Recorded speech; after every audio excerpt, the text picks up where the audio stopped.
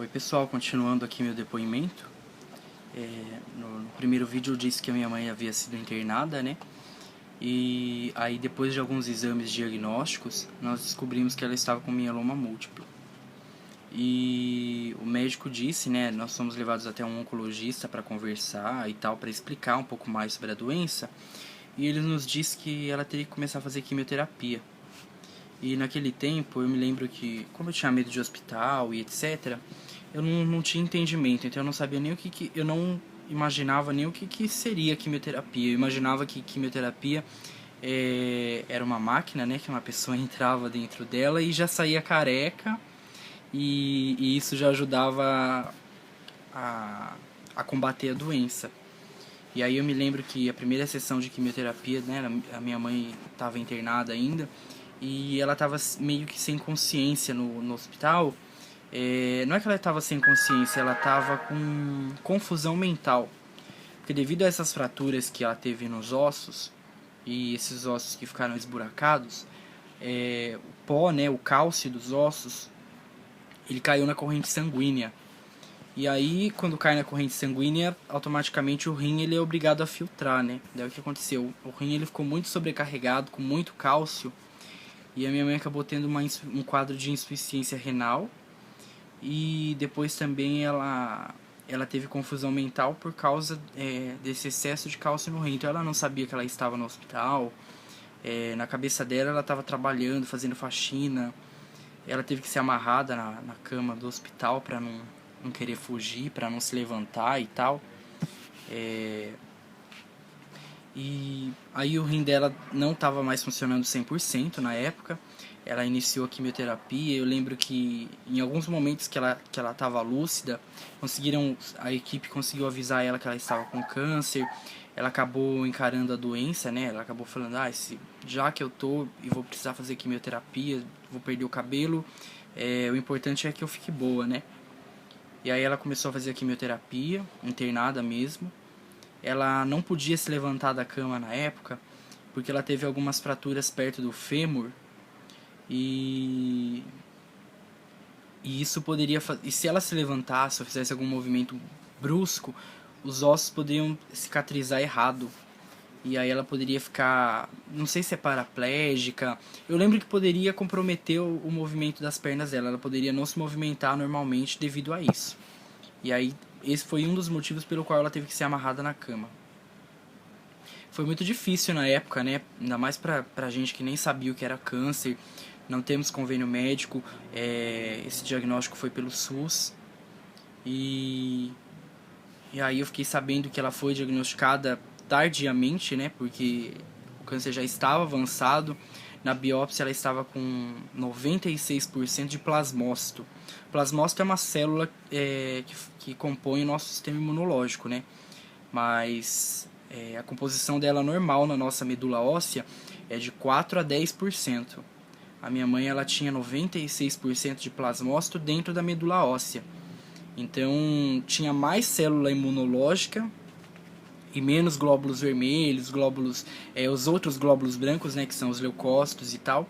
E aí ela acabou pegando infecção hospitalar, mas conseguiu tratar logo, assim, que foi não era uma infecção tão forte. E dias depois das primeiras sessões de quimioterapia, ela recebeu alta. E as recomendações eram que ela não se levantasse, que ela não se sentasse, tudo era deitada, ela não podia se virar na cama, porque isso poderia comprometer os ossos dela, e a recomendação do médico era que ela ficasse assim por 60 dias.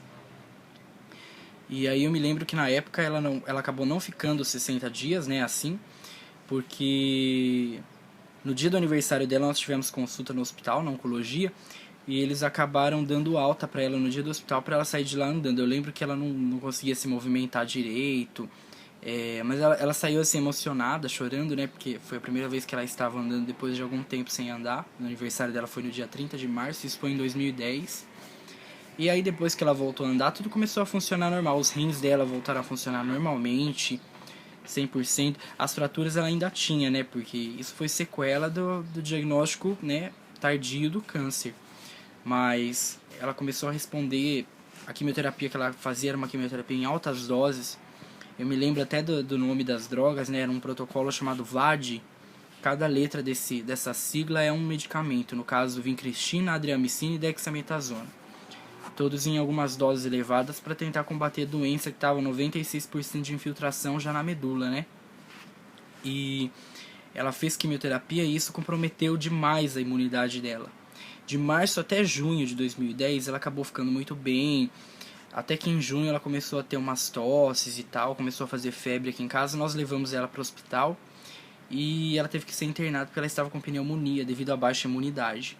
Ela foi internada para tratar essa pneumonia e lá mesmo no hospital ela acabou pegando outras 2 infecções. Então, fora a pneumonia já é uma infecção, então fora a pneumonia ela tinha mais outras 2 bactérias para serem tratadas. E acabou tendo um surto de infecção hospitalar. Eu lembro que na época a UTI foi fechada e a minha mãe teve que ficar num quartinho, numa enfermaria improvisada, num quarto improvisado com uma placa na porta, né? Atenção, bactéria multiresistente, tomar as devidas precauções. E muitos que estavam lá morreram na UTI mesmo. Se eu não me engano, todos que estavam lá morreram. A minha mãe foi a única que escapou. E aí ela foi para um quarto de enfermaria e tal.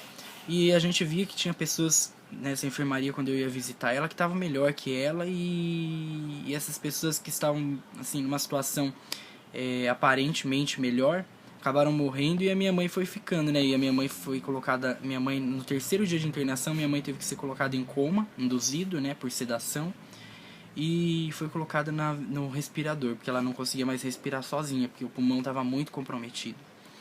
E assim ela ficou por 2 meses na UTI entubada, em coma induzido, com inúmeros antibióticos. Ela tomava muito antibiótico, antifúngico, antiviral. E eu lembro que eles não surtiam efeito. A cada 3 dias, mais ou menos, que a gente conversava com a equipe médica, eles nos avisavam que o antibiótico já havia sido trocado, já havia sido colocado uma outra classe de antibióticos que combatiam uma outra classe de bactérias, e isso não estava resolvendo o problema. E no fim desses 2 meses de internação, a minha mãe ela teve uma parada cardíaca, uma parada cardiorrespiratória, e a bactéria saiu do pulmão e caiu no sangue, na corrente sanguínea. E daí o que aconteceu? Ela teve uma infecção generalizada. E isso foi muito difícil na época, porque eu ainda não tinha todo esse conhecimento que eu tenho hoje. E assim, a gente não sabe o que a gente pode fazer, e mesmo se eu soubesse o que eu poderia fazer na época e tal, eu não sou médico, não tenho como interferir, não tenho como falar o que deve ser feito. E eu lembro que eles falaram, a equipe falou assim, olha, nós já utilizamos todos os recursos que tinha no hospital, todos os antibióticos. Se vocês acreditam em alguma coisa, se vocês acreditam em Deus, comecem a pedir, comecem a rezar, a orar, não sei. Mas peçam, se vocês acreditam em alguma coisa, melhor vocês peçam, porque a gente está fazendo tudo que pode, mas a gente não tem esperanças de que ela consiga sair dessa, porque ela não está apresentando melhora, só piora. E isso foi um baque muito grande na época. E depois que eles falaram isso e tal, eu acabei ficando com a minha mãe lá, pedi pra dormir lá no quarto junto com ela. Dormir assim entre aspas, né, porque primeiro que você não dorme de preocupação, e segundo você não dorme porque tem aquele respirador mecânico ligado que fica pitando, as bombas de infusão e tal. Parece que é você que tá ali internado na UTI. E eu lembro que no outro dia eles fizeram novamente exames de sangue, fizeram... a fisioterapeuta veio auscultar o pulmão dela, aí começou a apresentar uma melhora, assim, que em 2 meses não houve uma melhora, de um dia para o outro começou a acontecer uma melhora, o pulmão dela estava voltando a funcionar, aí passou uns dias, tiraram ela da sedação, ela começou a acordar do coma, aí conseguiram desmamar, né, que fala desmame, o desmame da respiração artificial, para que ela voltasse a respirar por conta, né, sozinha.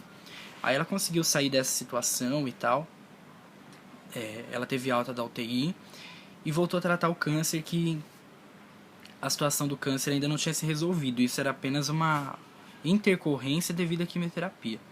Aí depois, com o câncer, ela fez algumas quimioterapias mais fortes, teve que trocar de medicação, usou alguns outros medicamentos que eu não vou entrar em detalhes aqui porque não é para essa finalidade, né, no momento, o vídeo.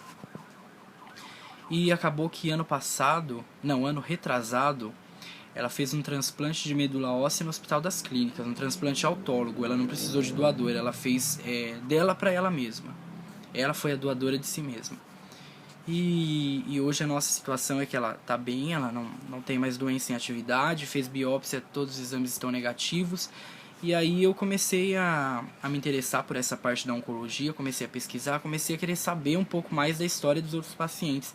E isso me moveu bastante para querer prestar medicina.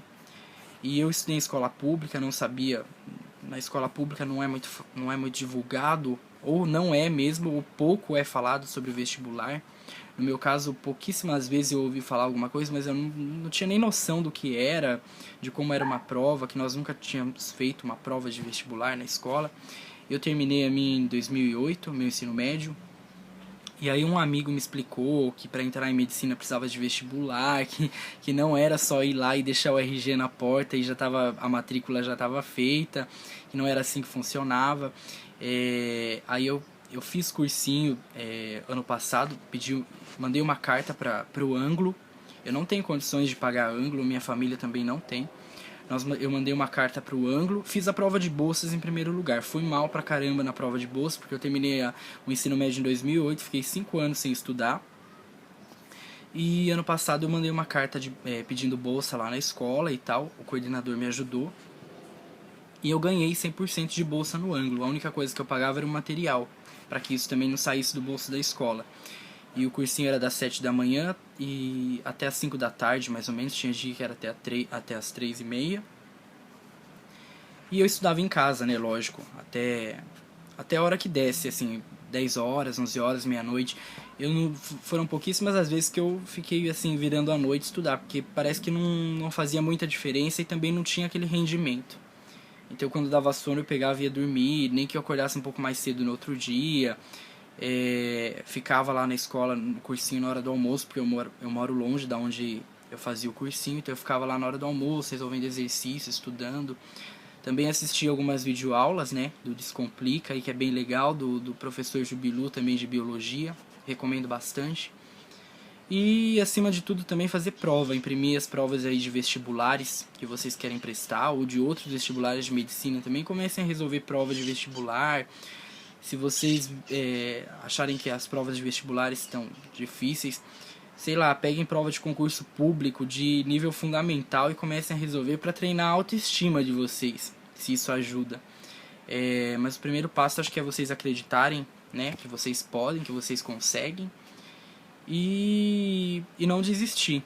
Vocês vão levar, a gente acaba levando alguns nãos aí da vida, não só no vestibular, em outras coisas também. E o segredo, acho que o segredo da vitória é nunca desistir, né?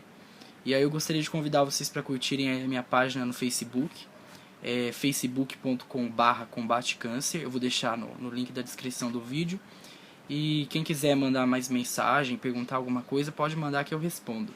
Em breve eu faço alguns outros vídeos aí para vocês. Um abraço a todos.